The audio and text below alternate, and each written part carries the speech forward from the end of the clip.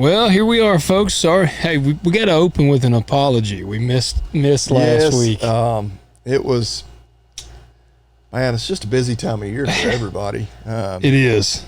We finally have hit a stretch of dry weather, which has turned Too dry. So y'all have been running late, trying to get croppings. We have been super wet. We got that rain. It was on a Friday night into a Saturday morning almost 2 weeks ago now, and it has not rained a drop since. No. And I'll tell you what scares me is there's been some forecast rains that we just don't get. Well, there's maybe been some, because I've been watching it close, because I've been cutting a bunch of hay. Yeah. We've had dry weather. But I hadn't looked at it real close in the last day or two, just because I don't have any on the ground right now. But I know when I was looking ahead, it's like there's really not more than about a 25% chance. Because if it holds, I'm going to cut some more this weekend and bale next week. Yeah.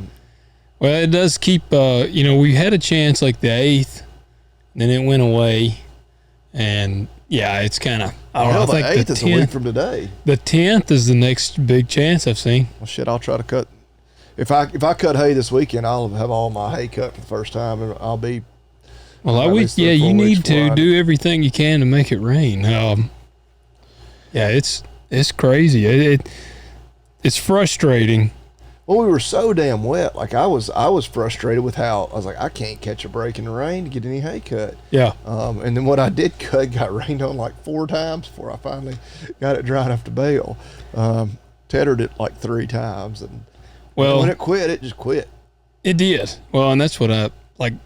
I say what kills me is we can't. That's what it does. It's feast or famine. Yeah, we can't ever get a good blend, which I felt better about the predicament I got on that Southern Farming page on Facebook.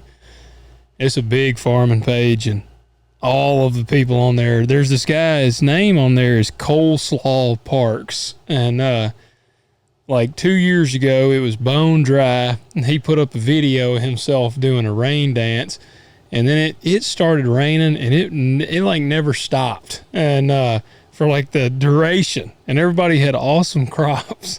So now every time we hit like a bad dry, people will start tagging old Coleslaw on there and be like, Coleslaw, we need a rain dance. Yeah.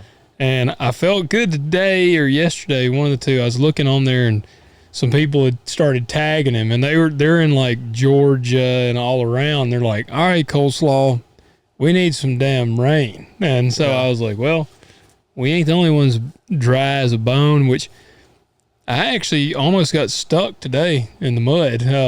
Well, I've still got some mud holes in spots, the usual spots, but in other spots it is bone dry. But that's how it is for me, yeah. Which, some parts of the country which have been in drought, I guess namely like the Southern Plains, they've had some big rains pretty much when it quit raining here, it started raining there.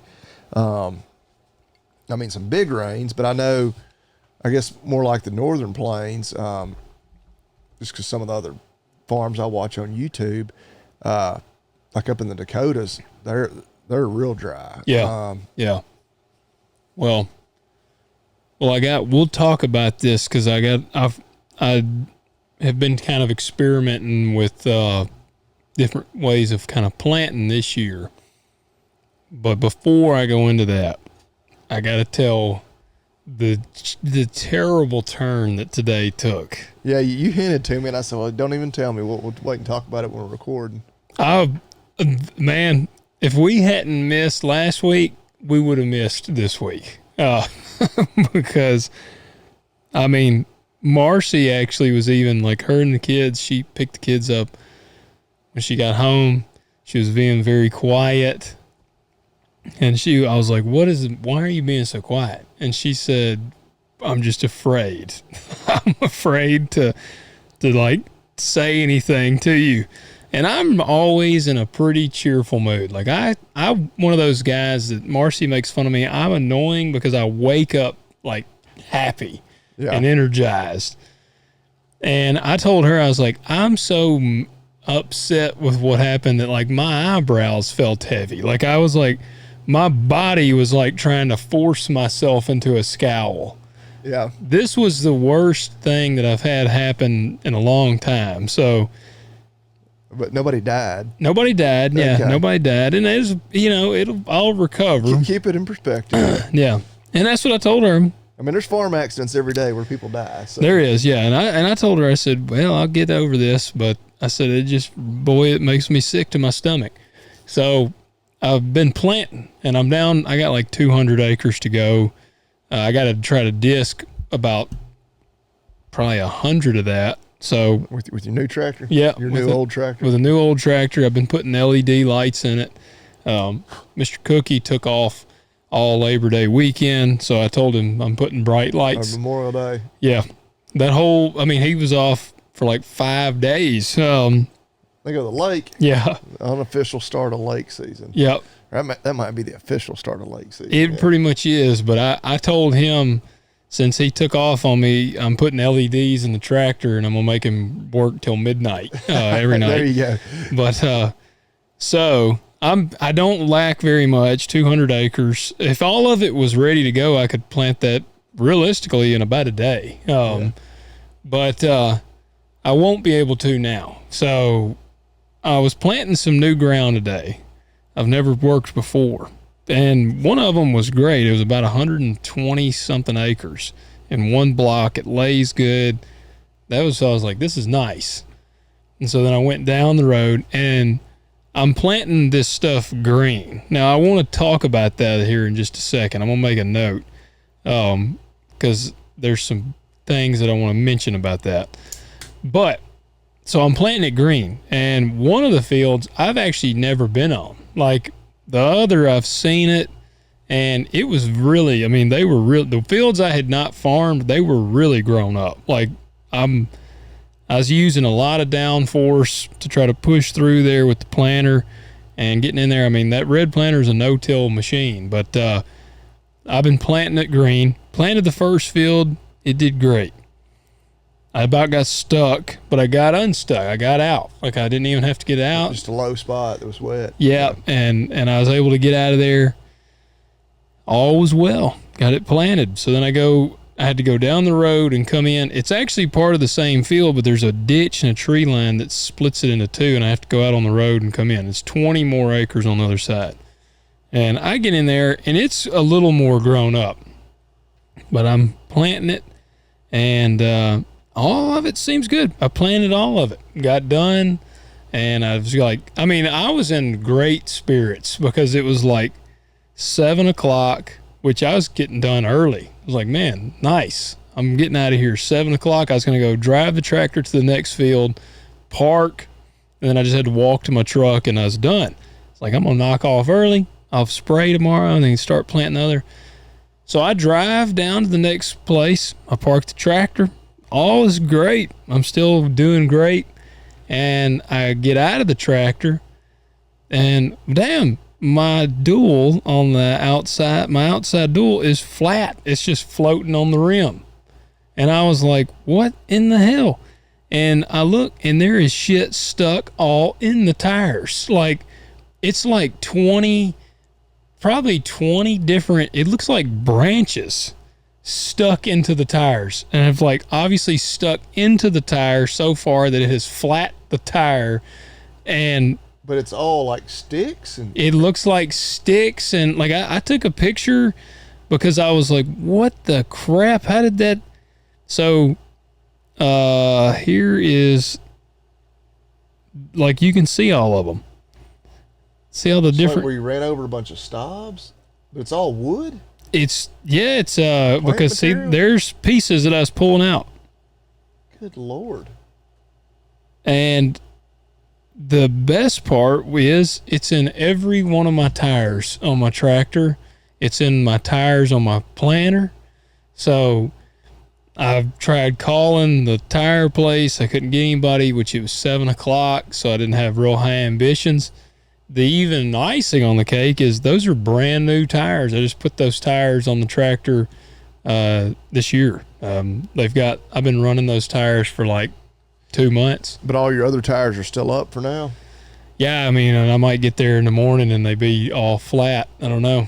Good Lord. So was there like a lot of, just growth and brush? No, like that's why I'm like, I'm going to go out there tomorrow and try to figure out what the crap it like, and because I was pulling the pieces out. It almost looks like it was booby trapped or something. Yeah, I don't know.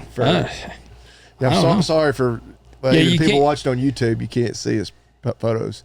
If we were really ambitious, we could splice that in there. Yeah, for the YouTube. But I might could do that if you text me those pictures. Yeah, you can add them in there. Yeah. Yeah, send me those pictures. I'll try to add them. That's why you should all, even if you're listening, wherever you listen to your podcast, you should also check us out on the YouTube. Yeah, we'll see. Subscribe and like. When I realized that it was in all the tires, I was like, "This is bad." Well, yeah. And I know a little bit about how you feel like when you're in a field you've never worked before. It's just a little bit of apprehension. I guess it was. Well, I bailed it a week ago yesterday, so I guess it was a week and a half ago. I was mowing a farm, and I've been on this farm because I've actually bought the hay off of it before, but somebody else had bailed it.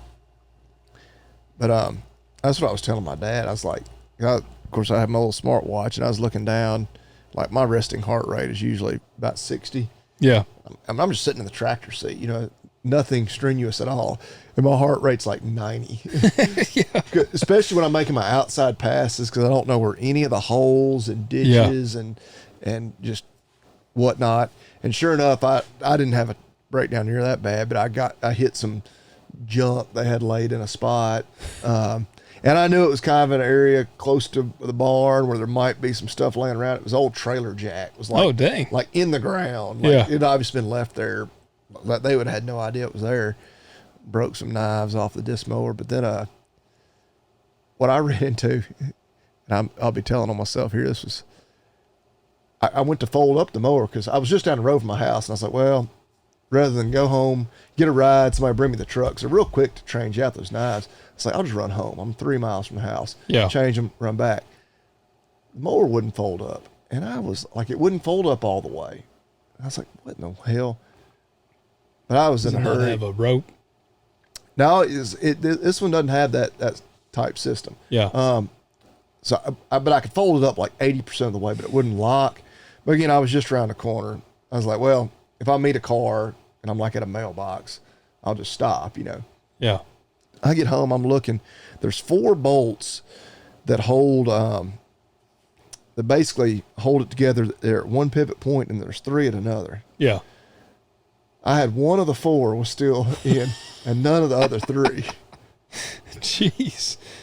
And you're lucky the thing didn't just fall apart driving. Well, yeah. And I was like, crap, because I got home and I replaced the knives, and I was like, well, I still got to figure out why this thing won't fold up. Like, I just thought, something simple. I called my dad, and he comes there, and he's like, oh, God. And then I was able to replace one of them real quickly, and that would make it fold on up. And I was like, I'm like almost done. Like, I need to finish this farm. And it was running fine. I don't know how long it had been like that. Yeah. And in reality, when I think back, because of the 3 that were missing in one site, 2 were broken off, 1 was stripped out. Yeah. In another spot, it was just all 3 were missing. I hit a stump last year, and kind of bent up, and the housing around where the belts are, and caused me to burn the belts off. That's the only time I was like, it must have broke those bolts when I did that. Yeah. Oh God. But I went ahead and went back to the field. My dad was like, I wouldn't feel comfortable driving this thing into your driveway like it is. And you're talking about going back to the field. I was like, I just want to get done with that field. And and 2, I had it folded up. So I was like, I'm folded up now, so I'm good until I get there. Yeah.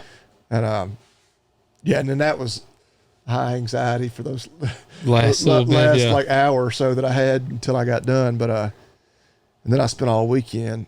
I had to drill those holes completely out and tap them. Oh, really? Like, I could not extract the bolts that were in there. Yeah. Did you use extractors and never could get them to back? I tried, which I videoed some of it. I didn't video as much as I should have for YouTube, but of course it's hard to, it's like, here, watch me struggle with this, Yeah. You can't really see what I'm doing. Somebody that had better technique and does that kind of thing could have got them out, but I just kept drilling them and then tried to. How big are the bolts were they? Like 1/2 inch. Oh man. Well, that's where you needed a welder. You could have welded a little nut on, or a bolt on there, and then just. Well, and a couple of them, that's what Dad said. He's like, but a couple of them were flush. It wasn't really sticking out. I guess you could have. Yeah. Finally I just retapped them, and first time I've ever done that. I'm like, Lord, if this thing holds together. So anybody listening, if I'm ever selling a used disc mower, probably want to look elsewhere. Steer clear, yeah.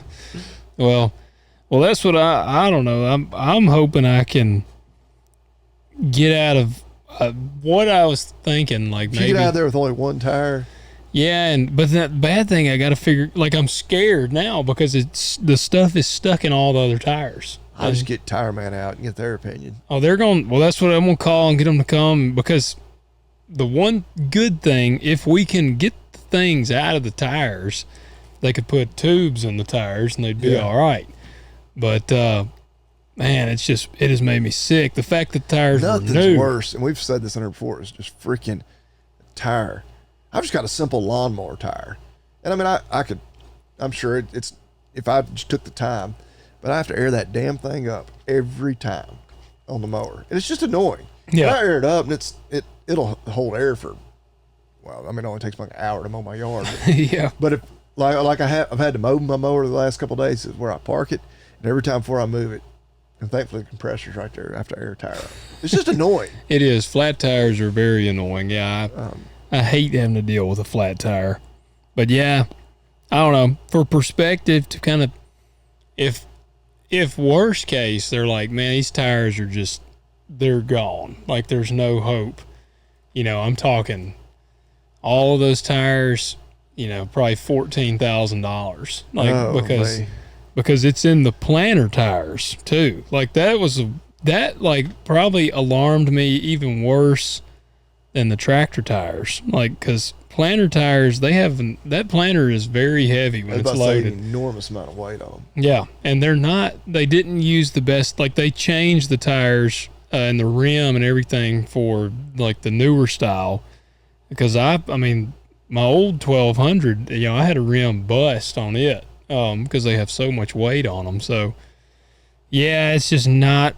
It has not been a great. That was a very crappy ending to the day. It was a very good day. Like, planner was running like a champ and making good progress. Yeah, then took a very bad turn. So yeah, I was about to say I've had some problems, but I've had air conditioner problems on both my tractors. We jinxed the hell out of my 4030 talking last time about how air conditioner, but just like you said, it quit working on me one day, and then the next time I got on it to rake hay, it was working. Yeah, which was just yesterday. It ran yesterday, which took me like an hour to rake what I had, but it ran the whole time. But did you ever find you a part-time employee? No, Bobby Lee is seeking a part-time employee. I was talking to someone about this today, and I've had several people that are like, yeah, man, I can help, like on weekends and like after I get off work. I'm like, that really doesn't help me that much. Like, I need somebody my thing is they would be very part-time. Yeah, I could pay them good per hour. It just wouldn't be, it ain't going to be a 40-hour-a-week job. Yeah. At times it could be, especially if they're capable of doing, a wide range of stuff. And I felt comfortable just. They could fix fences. Well, and that really, like, more right now, I have so much, like, I need to clip like all my pastures. My fescue has gotten way over mature. Yeah. Oh, shit, I got a week's worth of straight running, just a pasture clipping that could be done. If I had somebody that I, trusted, just say, hey, yeah, go to this farm, take off. Yeah, don't run off in a hole. That kind of thing. Yeah. And like moving hay, after you get it rolled, because then it's like, well, gosh, now I need to get it home where it's somebody that's capable of doing all that. So I don't know. I think part of me is like, man, I just need like a high school kid that didn't really need a full-time job. I'm like, well, it'd be nice if I had somebody with a little more experience, could do some other stuff, but heck, everybody like that going to want something steadier with benefits and everything else. That's the hard part, is like ensuring, because I mean, it's easy. Like, even I'm in the same boat. Like, I got my first employee had an employee last year right in harvest, but I've had my first real employee like through the whole year this year. And like, it's easy for me to be like, well, we ain't doing anything, don't bother coming in, or like, I got to go plant. I don't need you to do anything.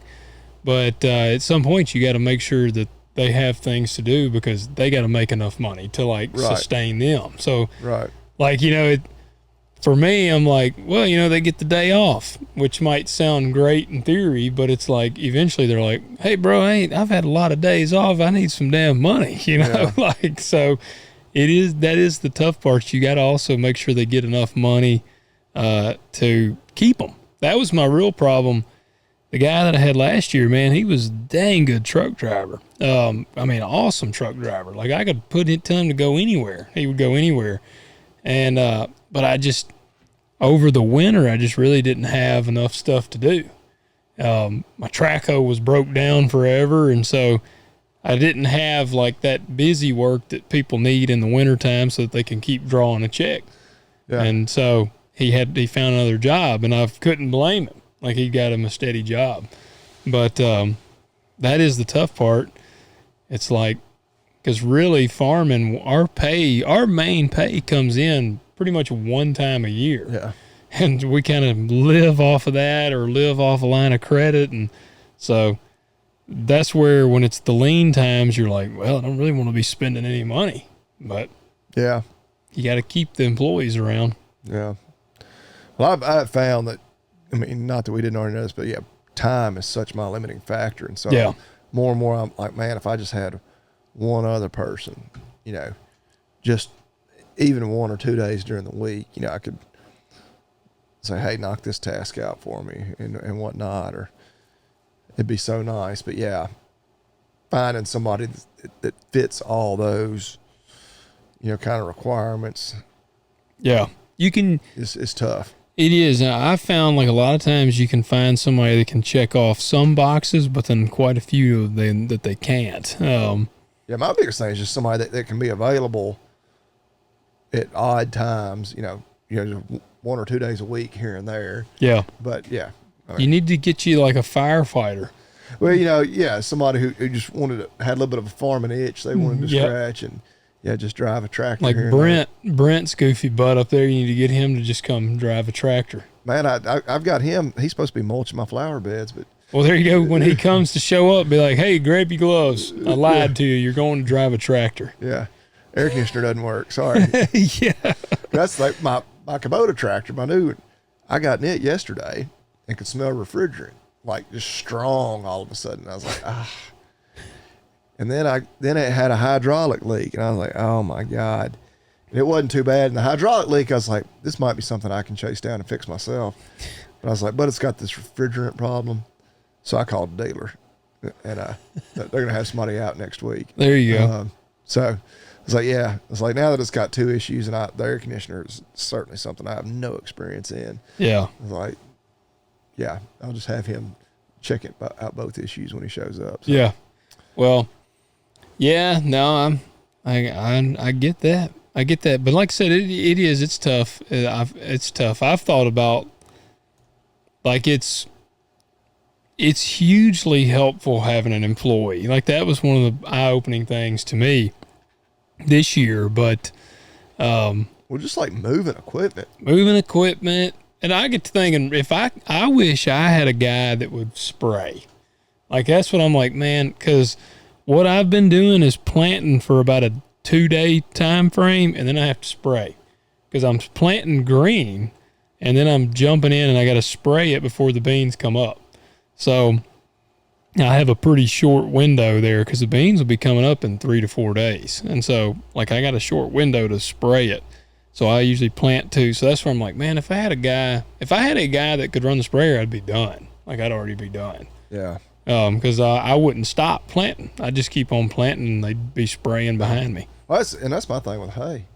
Because of my equipment situation, I cut hay on the weekend, bale on Wednesday, or vice versa, because that's Wednesday's my day off. Yeah. And like, ideally, like, we've had such a good dry run of weather, it'd be nice if I could cut hay 2 or 3 days in a row. Yeah. Which my hay is not nearly as critical timing wise as getting crop planted, but same time, the sooner I get this first cutting done, the sooner I get into the second cutting. Yeah. And that third cutting, which sometimes can be pretty short on us, you might get a full harvest. That's more hay. That's either some hay I could sell, which normally I don't look to do that at all. I just want to bale enough for myself, or it gives me more flexibility going into next year.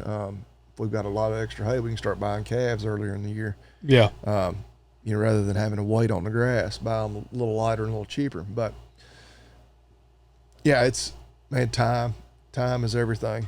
It is. Yes, it is.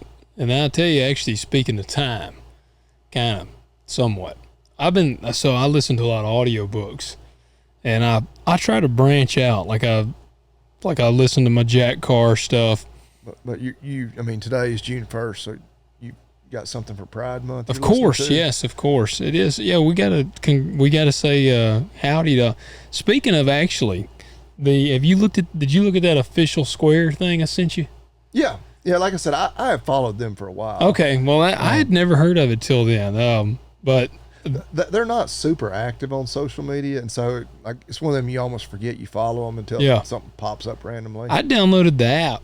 I may have it. Well, LC King's big on there, and actually, so that'd be and I think that's how I found them. Was LC King would kind of share their stuff. Yeah, but yeah, they're what kind of, like, they basically promote U.S. manufacturing, kind of like we try to do.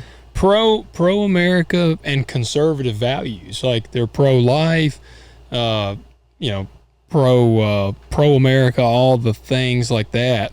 It's basically the anti woke companies, and it's official Square. For people that don't know, it is an app that you can get on your phone, and you can search in there, like if you need a pair of jeans, you got the app. I do. You can put books and all kinds of stuff, and it'll pull them up on there, and you can order them off the site. And it's pretty awesome. Like, I liked on their Instagram, which I feel like they should become more active because they've gotten a serious shot in the arm after this Target thing. But one of the cool things they do is they'll show, like, a pair of Nike shorts, and it'll say, don't buy this, and then you swipe and it'll say, buy that, and it'll be a different company. Like, it was called Trainer or something, and I think it was American made athletic gear. I mean, right up our alley on here. But I do encourage you guys to check that out, because you don't want to be buying that, like, North Face, that crap. Oh yeah, good gosh, man. I mean, I have a single piece. I think I have a North Face sleeping bag now that I think about it. But I have a single shirt, like somebody gave it to me. It's just like a dry fit shirt. Yeah. I actually wear it a lot on the farm because it's like a dark green and it's good for. But now I'm like, crap, I don't even know if I want to wear this. Yeah, you might. If you wear it, you better be drinking a Bud Light. Yeah, drinking a Bud Light. And well, I don't know, man. But no, the book actually.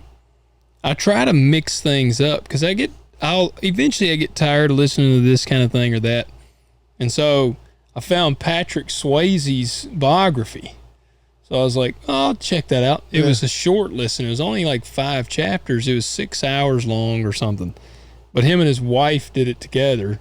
And, man, I was not prepared for how heavy that book was. Because, he died. Well, yeah. Died of pancreatic cancer. Well, I know we always sit here and think, that person, no, he definitely died. Yeah, he did. And it was... how old was he when he died? I think he was like 57. Damn, I didn't realize he was that young. I knew he wasn't like elderly. Yeah, dude. As soon as I started, and he reads it himself. He reads it, and she reads a few parts. Did he write it like late in life? It was like a few months before he died. Oh yeah, no, I should have known that was going to be heavy. It's called and Time. He wrote it when he was like 35 or something. Yeah. No, it's called Time of My Life, like based off of the song, from Dirty Dancing. But I mean, literally, the book opens, and he's like talking. He's like, yeah, I was 56 years old or something. He said, and it was December of 2008 or 2007. I don't remember for sure. It was either 07 or 08. And he's like, everything looked great.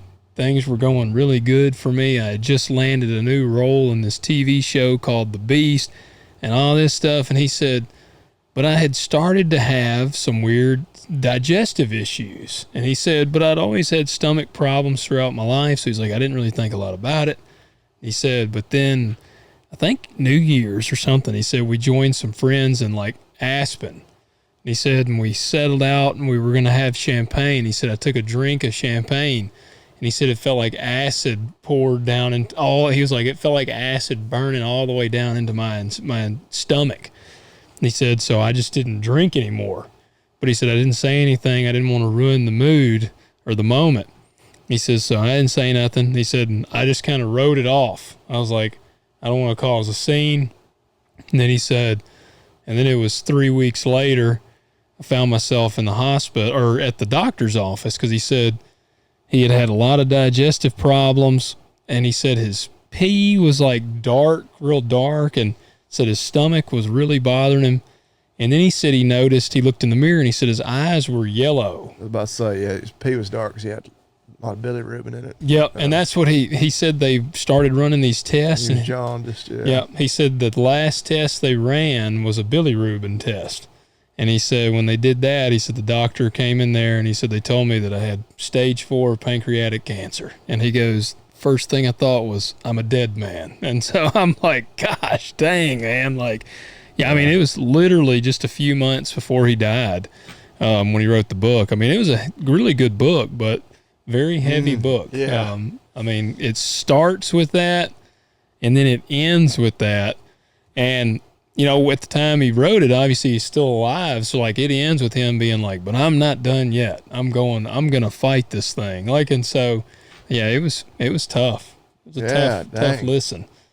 But, old Patrick, I got to share one thing pretty cool. Then we'll jump back in track here. But so his dad was he's from Texas, and they were cattle farmers, or horses. I don't know if they had cattle, but they were cowboys. Yeah, I didn't know that. Yeah, they were cowboys. And, cause he had a ranch, he had a 15,000 acre ranch.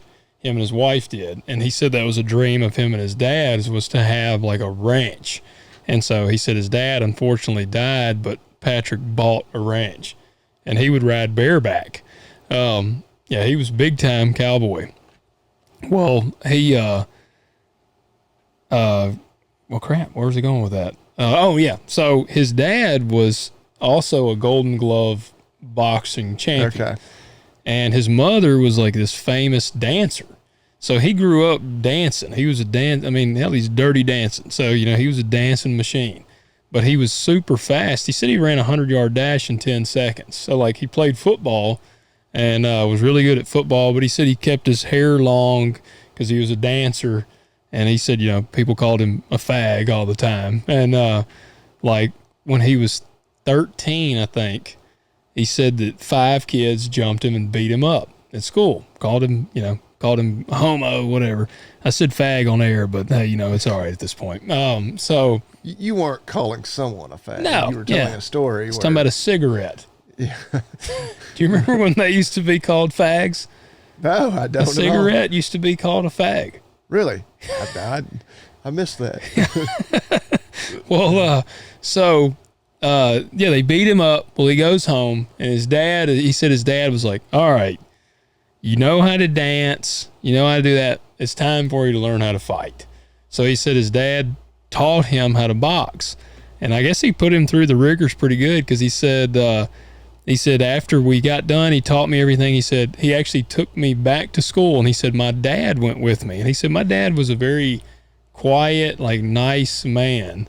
And he said, but he was also he had a very stern side to him. And he said, we go up to the school and my dad goes to the football coach and he said, I need you to bring these 5 boys. And he told them their names. And the coach was like, why can't you just bring the kids out? And he was like, yes, you're going to bring the kids out here and you're going to bring them into the gym and Patrick is going to fight them. And he was like, we can't allow it. And he said, my dad got very stern with this coach. And he said to the point that he agreed to bring the 5 boys out. And he said, so he brings them in there and he said, my dad was like, you're going to fight each one of them one at a time. And he said, the coach is still like, you can't do this. And he's like, yes, he can. And he said, now this was in the 70s. So he said, it was obviously a different time. But he said, I fought all 5 of those boys one at a time. And he said, and I beat up every one of them. And he said, which actually didn't bode well because he said, then I became known as not only the dancing guy, but now I was the tough guy that everybody wanted to beat up. Yeah. So he was like, so then I ended up just getting in more fights. But I thought it was pretty cool. I'm like, so he was a really weird enigma of like macho man beat you up, but then he was a ballet dancing dude. Like, yeah. So, yeah. But, which all kind of leads to the allure of him, but he was also a cowboy. Yeah. He was, when like him and Lisa, he said they bought it was a 15,000 acre ranch in like New Mexico. Yeah, I guess he would have the money to do it. Yeah. Yeah, because that was after, it was after Roadhouse and all that, which he talked about how awesome Roadhouse was. But, it was condensed. It was, again, just about a 5 or 6 hour listen. Yeah. But very, very heavy book. But Time of My Life is the name of it. I recommend, if you got some downtime or you're on a tractor forever and you want to change it up, listen to it. It's a pretty good listen. Yeah. So, but while I was doing that, I was planting green. Now, this is the one thing I wanted to say, because we were talking about how dry it is. All right. When I say plant green, I mean, I never burn this farm down. Like, typically, especially on beans or something, you jump in and you would plant, or you jump in with a sprayer, you spray your Roundup, Fire Zone, all that, and you'd burn down all the weeds so that in a couple weeks when you jump in to plant it, everything is dead and you essentially have a clean slate to roll on. Well, I didn't do that. And I kind of discovered on accident that if I just jump in there and I'm planting through some thick stuff, but the planter can do it, then I come in and immediately spray behind the planter. And I'll have enough of a residual from some of the pre-emerge that I spray in there that usually the beans can start to canopy when I come in and I'll spray the dicamba. And I actually can get by with 2 spray-ins. Because a lot of times people do a burn down, a pre-emerge, and a post-emerge. And then maybe a fungicide spray. So they spray at least 3 to 4 times on beans. Yeah. But I have been able to eliminate one spraying. Oh, and I mean, some people probably look at it and they're like, damn, no way that stuff's going to come up. Like, you're trusting the equipment and everything to come together. But, and I mean, maybe it might bite me in the butt this year, but it's done well for me in the past. So, like, I encourage people to plant green. Yeah. I know just from, like, some other outfits and whatnot I watch on YouTube, it's there are other people that do it and make it work. So it's not a crazy idea, I don't think, at all. It just looks a little scary at times. Yeah. Yeah. Well, and like the traditional, folks who think of, planting into a perfectly, disc and then do all field, it looks, oh God, I can see where the generation who was raised doing it that way has trouble. Yeah. Shifting out of it. Yeah. But yeah. Yeah, because I mean, I planted some stuff up here that was 4 foot tall. I was planting into stuff 4 foot tall. Now, I don't know that I'll let that happen again, because it was so dry. I was on a hillside and it was really dry, and then the stuff was really thick. It was having a hard time like getting through there. Had it not been dry as a popcorn fart, I don't think I'd had trouble. Right. I did do something pretty cool, and I was like, man, Bobby Lee could do something like this. My farm over on McWilliams Road, that's the one I learned about planting green into. I don't hardly ever burn that field down. I planted into it. The stuff was probably 4 foot tall the first time. And this year I had a guy call me and ask if he could cut it and bale it for hay. And, cause he was like, are you still working that? And I said, yeah. He said, man, have you sprayed it? And I said, no. I said, I'm just planting it green. He said, man, it's thick. And I said, yeah. So that's how I always just plant it. And he said, you mind if I bale it? And he said, I'll brown bale it and get it out of your way. And he said, when you going to be there? And I told him, and he said, I'll get it out of your way. And I said, oh, that'd be great. So he came and baled it, and man, it was wonderful. What was it? It had fescue in it. It's fescue and clover, or just? Yeah, kind of. I mean, just a mixture. It was a mix of just. What'd you have there last year? Beans. And then the fescue is coming back. Yeah, it keeps coming back. This is the 3rd year or 4th year I've worked it. That's wild. I mean, it comes back thick, like really thick. And it's fescue. Is that, I thought maybe you had like some rye or some crimson clover, some cover right there. It has some fescue, because it actually, some of it was so thick that if he hadn't, I don't know, it was so thick this year that if he had not done that, I would have had trouble. Yeah. But he bailed it, and that's what I was thinking. I was like, dang, that almost be, I got to thinking, I was like, man, if you had a crew that could cut it and bale it and get it out of the way, you could do that on basically all of it. Yeah. Let that be your burn down, essentially. Yeah. Yeah. Because it planted. And then you've got a crop. Yeah. Cash crop. You could sell it or whatever. Yeah. It planted great. Like after we're behind him, and then I just jumped in and I sprayed right behind the planter. Yeah. Yeah. So that it for somebody listening, if you're in an area and you notice, if maybe the farmer's planting green, he's kind of letting things. I mean, it essentially does eliminate one of the good things with planting green is you've got that layer of cover. Whenever I plant into it and then I spray it, that stuff dies, and it's basically like, how you spread wheat straw. If you sow some seed, you kind of want that cover. I mean, I'm obviously losing that when they go in and cut it, but it's basically my burn down was just nothing. They came in and cut it and got it out of the way.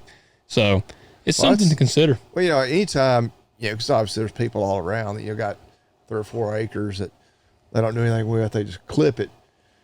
There's several places I drive by all the time. I'm like, man, they really ought to, I ought to stop and ask them if they'd mind if I bale that for hay. I'd save them the trouble of having to mow it or clip it or whatever they do. Yeah. And 2, especially if they're just bush hogging it, it looks better after you cut it for hay. I mean, it looks almost like a golf course after you've gotten hay off of it. But yeah, and there's some place where I have done that, but it looked great when I got to that. There's one farm that I baled last year that sold, and the new owner, I cannot figure out how to contact them because they've mowed it twice now. Yeah. And they mow it just like a riding lawnmower, and they let it get pretty big before they do it. Yeah. And I'm just like, I want to catch them. Just be like, hey, and they may not be interested in me doing that. Must be fine, but I'll just be like, hey, because it looks so good. It'll start looking like, man, it's another week or two, and you cut that for hay. Yeah. And then they'll get in there with a lawnmower, clip it, which is not the owner that's mowing it. I'm sure they're paying somebody to do it. Yeah. And I was like, I searched the internet the other day, and I was like, I wish I could figure out who this was. And if I really wanted to be aggressive about it, I could probably contact some people and in a roundabout way figure out how to get in touch with them. But yeah, it's the same thing. It's like, man, it's just such a waste. Yeah. We could cut that for, and turn it into cow feed. Well, that's what I got to thinking. I was like, man, yeah, if you would need a separate crew to do it. Oh yeah, and that's one reason I hadn't really worried about this one place, because it's like 4 acres. Yeah, it's convenient. See, this was 30 acres. I bet they got quite a bit of hay off of that. Yeah, I guarantee they do. Or whatever. But man, I was impressed because I messaged the guy because it was so dry that it worked out. It was actually still a little damp in Shelby County, so I moved to Tipton County, and I had 180 acres to plant, and then I was going to be on that field. And I messaged the guy. I had just moved to Covington. I said, man, have you had a chance to bale that hay out there yet? And he said, we've cut it. We were going to bale it in 2 days, but he said, I can bale it tomorrow if you need me to. And I said, man, I ain't trying to be hard or difficult on you, but I said, I probably need you to. I said, because it'll take me about a day and a half where I'm at. And he was like, all right. And they did, and they were all out of the way. So, I mean, they were hauling ass because it had to have been a lot of round bales. I mean. Yeah, depending on what size they were baling. Yeah, because it was thick. They left 2 little patches out. They probably baled 25 acres. And there was 2 little patches out, and it was thick as hair on a dog's back. Yeah. You would never know. That place has had beans, corn, beans, and now beans again on it. You would never know that it's had multiple crops on it, which one speaks to the testament of no-till, like, even after I planted it, people probably would. I mean, you can usually see where the planters run. Almost, it changes the color of, like, because it lays the grass down one way and then lays back. Stripes it up. Yeah, like you can see the striping, but like if somebody didn't know that, they wouldn't even know that it had been planted. Yeah. Like it doesn't disturb the soil. Like no-till is really a pretty cool thing. Yeah. That's an idea. But it is. Well, I got a question for you here before we get to the end. Let me see here. Somebody sent a message in. I had another person reach out that was talking about how much Watching Farmer wants a wife with their wife. I need to follow back up with Alan. I wonder if Alan is hitting things off with old Kirsten? No, the California girl. Oh, Rebecca? Yeah, she was like all over his comments on one thing. Him and her were kind of... it may be more on Facebook or something. I'm not on Facebook. Maybe it was on Facebook. I think so. I saw where... no, it was on Instagram. And I've kind of fallen off on some of it here lately, but I saw where Megan commented that they were pretty much they weren't gonna go totally off social media, but who, her and Hunter? Yeah, they weren't gonna be putting it all out there on social media anymore. I was like, well, I don't blame you. She's like, relationship started on a TV show. Like, we're gonna take a step back as far as our relationship on social media. So, yeah. Well, but I don't, because I'm active on Instagram's kind of about it, and so other than YouTube. I think it was on Instagram because it was Blue Rose. I know I follow her because you found all those. I know you follow her. You found those. She's a good writer, is why you follow her. She writes very compelling captions. Oh, I thought she just her technique in the saddle. You said rider. I thought you meant rider. Oh no, I meant writer. Oh, does she write? Does she have captions? I don't know if I've ever noticed. I don't even know. Yeah. Is there a horse in the pictures with her? Right. Yeah. Well, here's your question. So first off, Bobby Lee said earlier, subscribe to our YouTube channel, hit that like button, and you can ask us a question on there, comment on there. We love questions on there. Let us know what you think of the episode, and also go to talkdirtpodcast.com contact page, and you can submit questions on there. And we actually have an Instagram account for the podcast now. Yes. I think is it Talk Dirt Podcast? Is that the Instagram? Let me look it up. And it's on the Facebook as well, but mostly active on Instagram. So Talk Dirt Podcast. There you go. Yep. Check it out on Instagram. If you don't follow us on there already, go ahead and follow us. And part of the thing with that is to help grow the exposure of the show. So if you watch that and you see some of the clips on there, you share them. Share the clips on your page. That helps us a lot. Yeah. So question comes in from Tyler Bolin. He says, Bobby Lee. All right. With all the bull trouble this year, you said you would likely not do heifers again. Would you consider doing heifers again with AI? Thank you for the question, Tyler. He may, because somebody has commented on some of my videos, sounds like you need AI. AI is in artificial intelligence, yeah. You're going to create like a cyborg. That's right. That's right. We have the Terminator out there watching the cows. Hey, if I could come up with a robot to check cows and do things for me, I might not need that extra employee. Well, Kimber's getting about big enough to start doing that.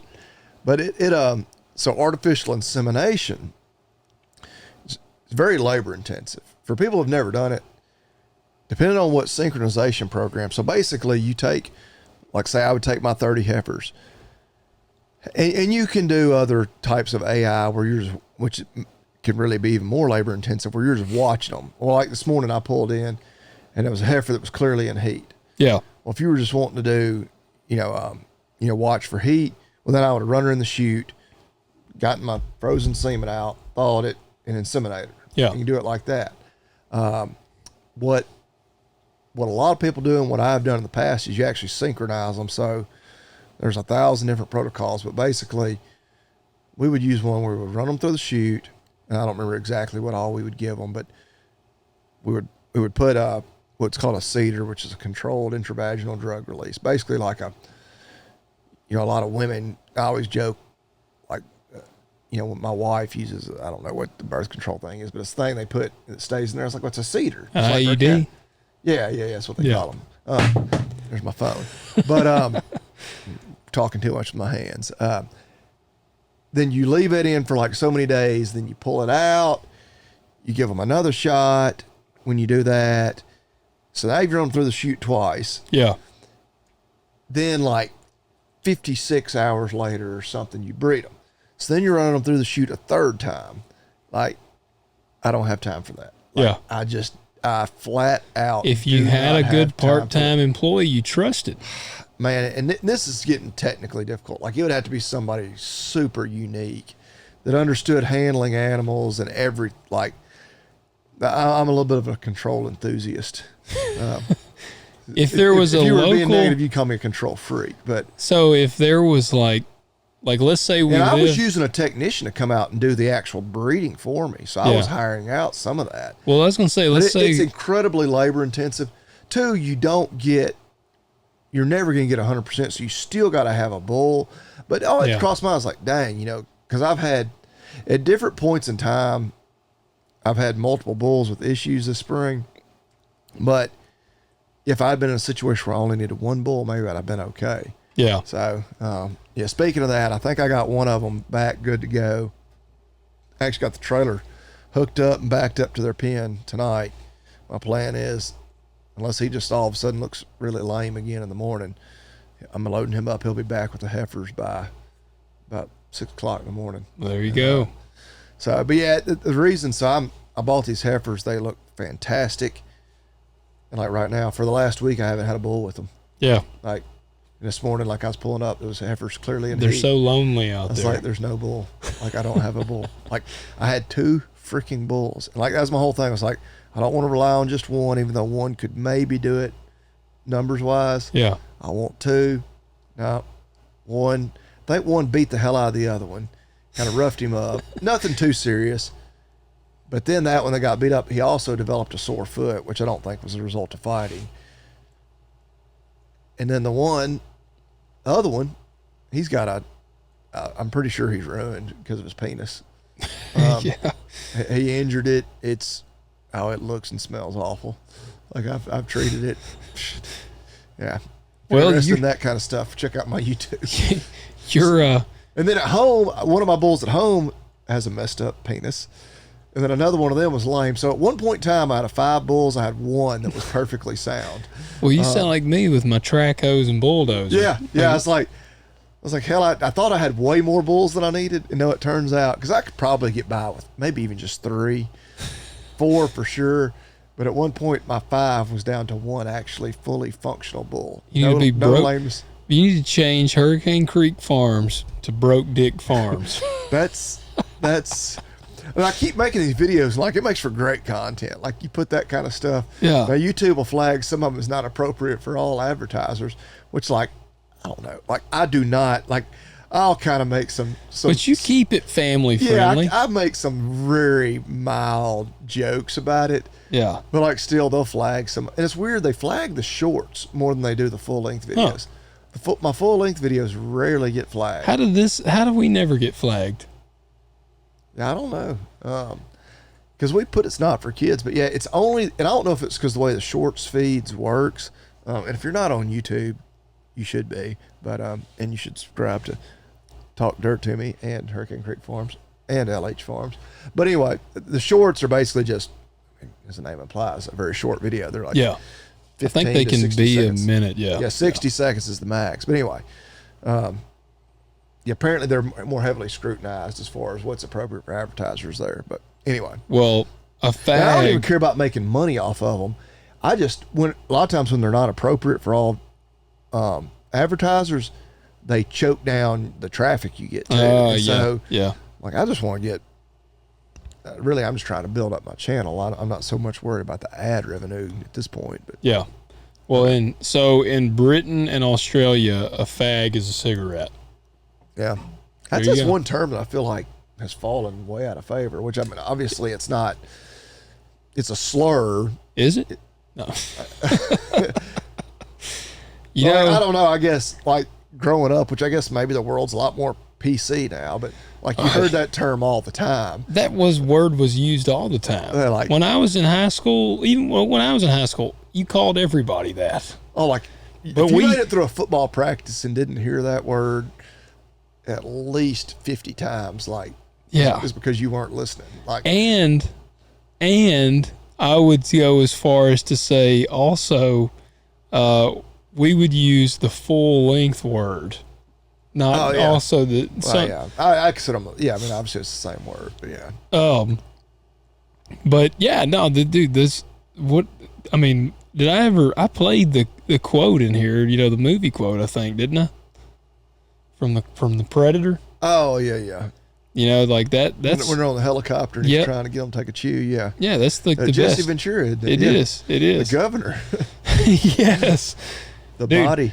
I had to get rid of my chaw.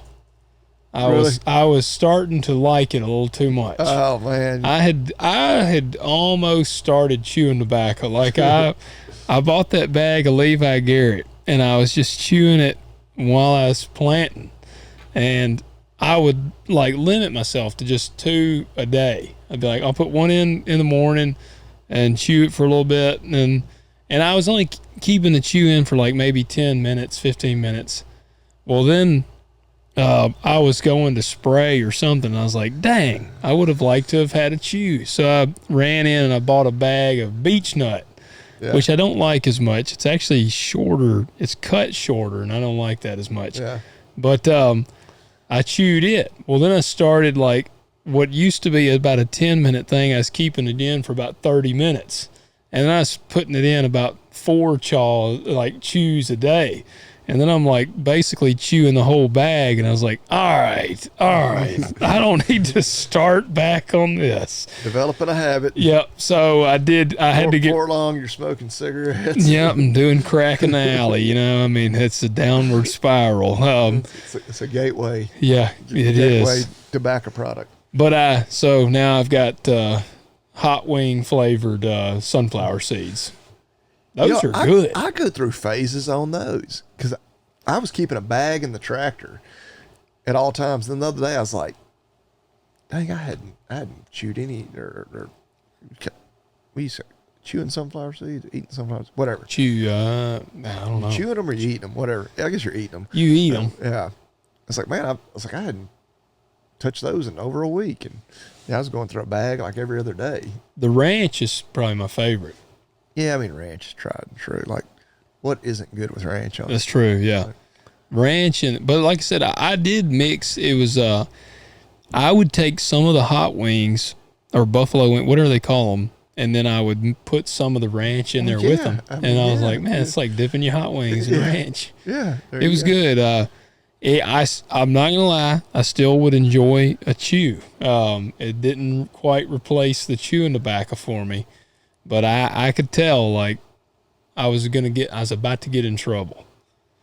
I done bought a couple packs of Marlboro Reds, you know, listening to Patrick Swayze die of pancreatic cancer from smoking all his life. I really wanted a cigarette. Oh, was he a heavy smoker? Said he would smoke 60 a day. Damn. Yeah, like he said that because he had some crazy close calls too. Like apparently he was a pilot. Him and his wife had both learned to fly, and they had their own plane. Well, they were heavy smokers, and because of their smoking, it had caused something in the cab that's supposed to let the pressure out stick, and it had not worked. And he was actually flying one time. Well, the cabin wasn't pressurizing like it was supposed to, and some way or another, carbon monoxide comes into the cab with him, and he passed out while he was flying. Oh, damn. And the plane goes out of control, and he wakes up. He said when he woke up, he said he was about a couple 100 feet off the ground, and he was able to land the airplane. And they found out it was carbon monoxide. And he said they did say that due to our smoking, like it had made one of the valves stick. But, yeah, he said that in his peak, he was smoking about 60 cigarettes a day. Daggum. That's a lot of dang smoking, man. That is a lot of smoking. Like, I don't know what I'd like to know what the equivalent of that would be like dipping or chewing.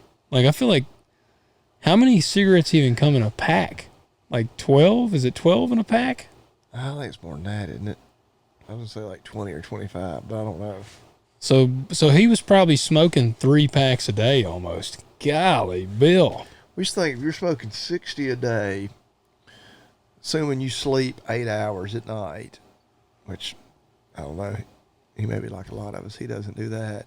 No, because he would talk about some of the movie sets he'd work on. He said they'd work 14, 15-hour days. Okay, well, let's just say, just for the sake of math, he's awake 20 hours a day. He's only sleeping 4 hours. So 20 hours, that'd be 3 cigarettes an hour, which it doesn't sound as crazy. But he's not staying awake that long. He's probably smoking more like, 4 an hour would be, what if he was awake 15 hours? Yeah. Yeah. That's still a lot of smoking. It is, because what you think, like if you're actually working, you might go an hour or two where you can't have one. Yeah. Depending on what you're doing. Well, see, Steven Ranella says nobody works hard and smokes a cigarette at the same time. On Meat Eater, they were talking about dipping versus smoking. And he was like, I know some real hard workers that dip. But he was like, it depends on what you do. Like farming, like when you're driving a tractor, you could smoke the hell out of cigarettes doing that. Well, he was talking about like mechanics and stuff. But I remember up at the shop, and some of the mechanics, they'd have a cigarette. You know, you're like, I don't know how that thing is staying in their mouth. Like it'd be just work with their hands. Yeah, it'd be just teetering on their mouth. And you're like, how the hell's that cigarette staying there? They've had a lot of practice. They've had a lot of practice. Yeah. So, but yeah, no, he was a massive smoker. Well, this whole thing is like, how crazy was it that people would take like smoke breaks? Like, I guess the rest of us should get bathroom breaks. I mean, dude, when I was a machinist, there was at least 1 or 2 people we were certain took up smoking just so they could take a break. Yeah, we were like, those people don't. They started smoking when they came to work here. Like, so would the rest of you get like a 15-minute break too? You know, I'll tell you what we actually did. I mean, they got to be at Titan. I don't think we got a smoke break, but at Odyssey. There was 3 of us, me and 2 other dudes. One of them was a former Marine, and we were like, okay, if they get to take a 5-minute break to smoke, we're going to go. And Derek put up a whiteboard, and we would go and we would just hang out and do push-ups. We were like, we're going to do the opposite of these guys out here. They're killing themselves. We're going to do push-ups. And we had a little corner over there. We would do push-ups and just kind of dick off. We were really kind of doing it just to be like, kind of jabbing in the side of like the smokers. Just a little bit passive aggressive. Yeah, because it's like, what? Well, if they get a break to go kill themselves, then we ought to get a break to go improve our cardiovascular health. Yeah, there you go. So there you go. We need to rally for a health break then. Yeah. You can go do burpees for like 5 minutes. Yeah. Come back to work and you smell like ass. Yeah. Either way, you can smell like an ashtray or you could smell like BO. Yeah, both. Yeah, both smell bad. Which they used to do the coffee break at the shop. What was it, 9 and 3 or 9 and I can't remember what time the breaks were. Yeah. And sit down and have a cup of coffee and eat a little Debbie. Yep. It was like a 5 or 10 minute break. Yeah. That was always I don't remember. I got to reading something, and they were talking about how they developed the coffee break, and it was something they started it way back in the day, and some company had issued coffee or something, and like they had a sudden boost in productivity, and so they found out that having a coffee break actually increased productivity. Yeah. So yeah, they started adding 2 coffee breaks in there. I drink coffee all morning long, which I spend probably a total of 10, 15 minutes every day looking for my coffee mug. Trying to find it. Because I'm constantly like, I'm having to go see a client, so I'll set it down somewhere. Or I'm having to go do something, I set it down somewhere, and I'm like, where's my coffee? Where's my coffee? Yeah. Yeah. No, I got coffee cups everywhere. Marcy's always like, where is this cup? Like, I don't know. I got it in tractors and big trucks and everywhere. I'm bad at that. So she keeps inventory of your cups. She knows how many cups there are, and they're not all in the cabinet. See, I'm more like her, and like my wife has no idea. Like, yeah, well, farming every Christmas, I get like Yeti every cups and things like crazy. Like, well, there's one company, and I know you probably use them too. Get one every year. They give one every. I've got one in like 4 different colors from them. Yes, yeah, Is it insurance related? Yeah. All right, man. I'm like, I appreciate this, but gosh, you could give me a sweatshirt or something. Well, I'm just like, because those are nice. Like, hell, they are. Yeah, they're Yeti cups. They're expensive to buy them, but it's just like, guys, like I've got one in like 4 different colors from you. And some of the companies were really trying to change it up. Like, I got some that light up, that have a light on them. Have you seen those? No, I don't guess so. One year, one of the seed companies, they sent us some, and they have their logo in there, and you can push a little button on the side and it lights up. And I'm like, this is neat, but I don't have a use for the light thing. I think it's that Lit Coolers brand or something. Yeah. And I'm like, it's neat, but luckily the next year, I think I even told the guy, I was like, man, I got like 25 Yeti coffee cups. Like, I really don't need one. And he was like, we're going to try to get some sweatshirts, hoodies, or something for you guys. Yeah. I'm like, that would be wonderful. Yeah. Which I like having it, because every now and then I can't find mine. Like, I've left it in one of my vehicles or sitting in a coffee or in I have like 22 or 25 of them. So if I lose all them, I'm in trouble. My side by side, if I can't find mine, it's either in the cup holder, in the side by side, the farm truck, maybe a tractor, or I've left it at the office. Are they ever hairy when you find them? Not too bad. Now I'm one of those people, like, I don't wash my coffee cup. Like, I'll rinse it out, but like, well, you get that from your dad. Well, like, because I've seen him come. It's like a cast iron skillet. Like, you rinse it out, but it's seasoned. He came to the birdhouse. My wife will stick it in the dishwasher, and like, I will snatch that thing out of there. Oh man, I remember he came to the birdhouse one time, and I think I was like, "You drinking out of that?" Like, it was like black up there by where you drink. Like, and it was like a stainless and clear, and I'm like, it's good for your immune system. It's plenty of penicillin on there. Yeah. No, like, I rinse mine out, and of course I don't put any cream or anything like that in there that would allow it to spoil anyway. So my wife's like, if she leaves one that sits somewhere for 3 or 4 days before we find it, there's so much sugar in there. You open it up, it's like growing a science project. Yeah. Like, now mine can sit somewhere for a long time and float a penny. Yeah. Not much grows in just straight black coffee. Before you do that, before we do the American made, I got one more thing. I learned this recently. If you're cooking tacos at home, what kind of meat, what's your just standard, what are you going to use for tacos? Well, we made tacos last night. What'd you use? So I actually used some of my buffalo that I bought last year, ground buffalo and mixed it with chorizo. So, but you use ground? Yeah. Was you just on a regular night, do you use ground beef? We've had this conversation where your buddies made fun of you for not using like steak meat. Dude, yeah, the guy, today we got into it again. Well, here's my thing. When you're the same way, because you just put a cow in the freezer. Yeah. You have so much ground meat. Like, I literally, like, when my wife and I, which we kind of make out our menu for the week, we know generally we don't have it like strictly laid out, but we know, like, all right, we're going to make tacos one night, spaghetti. But like, my goal when we make our menu on Sundays is, all right, twice this week we're using ground beef or ground venison or ground. We have so much ground meat.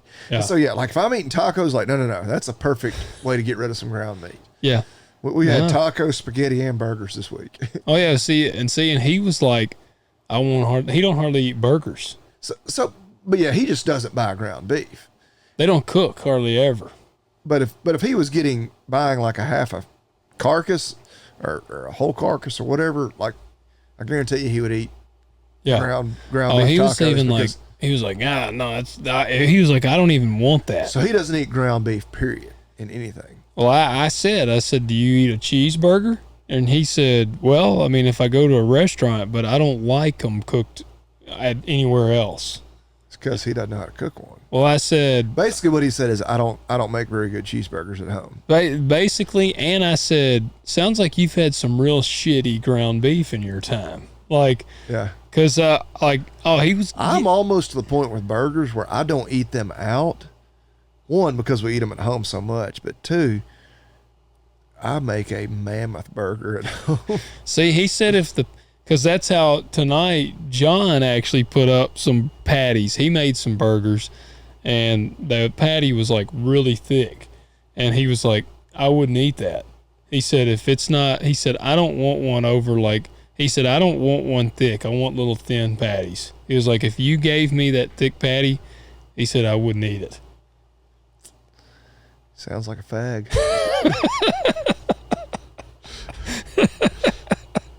I don't know.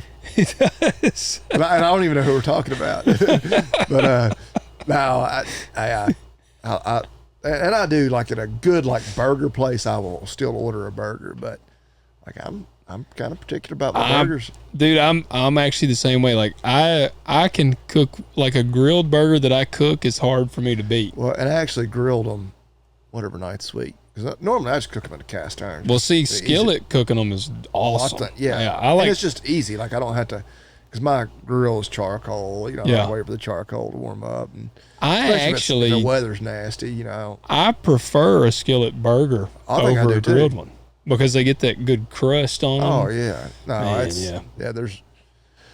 don't think there's much debate there. So, yeah, no, and every now and then we'll make tacos or something else. Oh, I almost did this.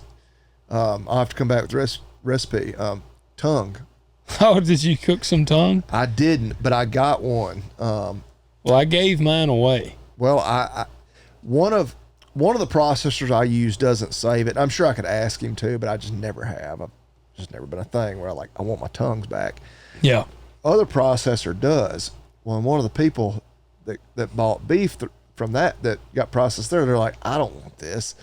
And they're like, so they gave it back to me. And I was like, all right. And I got the hearts too. Yeah. I'll eat the heart, which I've always eaten my deer hearts. So yeah, I've never been an organ guy. But so I'm gonna. So what's the tongue recipe? It pretty much all of them is like make tacos with it. Yeah. Doesn't it like shred or something? Yeah, you need to either like boil it or what most people say is like just throw it in the crock pot for like 8 hours, season it and cook it. Then you basically skin it, peel the outside off, take the inside, you shred it up. Then you may even throw it back in the skillet like with some more seasoning just to kind of flavor it up. If so, like done right, it's awesome. I was going to do that yesterday, but I ended up, I knew I was going to be in the hayfield till late. I was like, I'm going to keep it simple. I'm going to do I just thawed out it was actually ground buffalo, but yeah. But yeah. Well, you have to let us know how the tongue goes. I will, which I wasn't even going to tell my wife and kids because I knew my kids wouldn't eat it. Like if I told them what it was. None of my household would if I said this is tongue. Yeah. No, I was going to tell them, but it was going to be after they had eaten it. Yeah. Words. Made in America. All right. Made in America. Poor guy, did you see he fell down today? Golly, I did, man.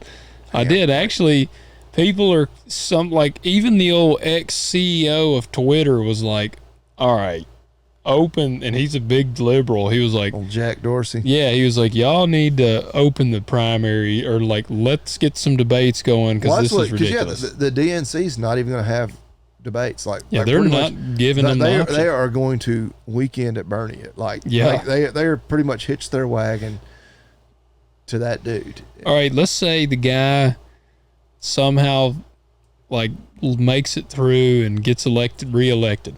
How do you think he lives through the term? Oh, I mean, he may not. I mean, none of us are promised tomorrow, but I don't. If you had to bet, yes, he's going to survive the full term, this next term, or no? And it's you got to bet $1,000. I've got even odds, so it's just bet $1,000. I'm no like betting man here. Yeah, like so. You got to bet. You say like, what do you put the odds at that he would survive it? You got to bet if he lives. You got to bet your balls. So you got your balls on the line here. Shit. So you got a lot to lose. I would probably I would lean towards him making it and like living. They'll just keep that bastard alive. That, or then I get into the conspiracies that he's been dead, or they will have a body double that stands in for him because, Are you one of those looking at his earlobes? I don't believe he has a body double. If so, they would have had somebody that wouldn't have fallen out on stage, which I know the conspiracy is that, well, I guess some people think he's been dead for years. Yeah. I think other people just think they use a body double occasionally. And hey, who knows? Maybe they do occasionally. But he's not, I mean, he's an old ass man is all it is. I mean, I hope I'm an old ass man one day. Yeah. But he ought to be. There's no reason why he is theoretically the most powerful person on the planet, running the most powerful nation on the planet. Like that's in this country full of all the brilliant minds, able-bodied people, that is what we roll out there. Like that makes zero sense. I will say Trump has kind of alarmed me a little bit. You know, I have not paid a lot of attention, but some of the stuff, and of course, when you see it like on social media, you're like, all right, I don't know if that was fake or if that's real. But some of the stuff and the attacks he's done, I'm like, dude, come on, man. If this is really you and like you're legit saying this like this, you sound a little bit unhinged. Well, did you hear what he said about the 14th Amendment? And I'm going to admit, I don't know what is the 14th Amendment. On the birthright, if you're born here, you're an American citizen. Okay. He's basically saying he would revoke that. Because, and I get the point. Like, I understand because we got this flood of illegals. Yeah. So he's like, we're going to stop this here. But the way I see it is that's a real dangerous thing to do. When you start saying, because he was saying like. Well, and I don't like it when you start tinkering with the amendments in the Constitution. Exactly. Because I know where we're both going here. Yeah. Yeah. Like that. Well, if he opens the gate and somehow they can override the 14th Amendment, then that just opens the doors for him to do it with the Second Amendment, the First Amendment, and others. Yeah. I mean, the fact that we talked about British cigarettes on here would get us, they'd probably be like, those guys need to go. Yeah. Well, and I don't know. And again, you see some of these things, you're like, well, is that really what he was saying? Yeah. Where he puts a post on whatever media thing he does on Truth Social or whatever. You're like, that could be Photoshopped. Like, I don't know if that was actually from his account or whatever. But do you have a company? No, do you got one? I got one. I was gonna say, I think I did the last one, but I can't remember. Yeah, Ben Schott was our That's last right. Yes. So, I believe you pronounce it Geyer gloves. I'm a glove. Condoms. I mean, they don't specify how you use these gloves. I mean, they're pretty large. You order them to size. Because I finally just got some. I'm not going to talk about a company that I haven't actually used, but it's a Geyer Glove Company. It's Geier.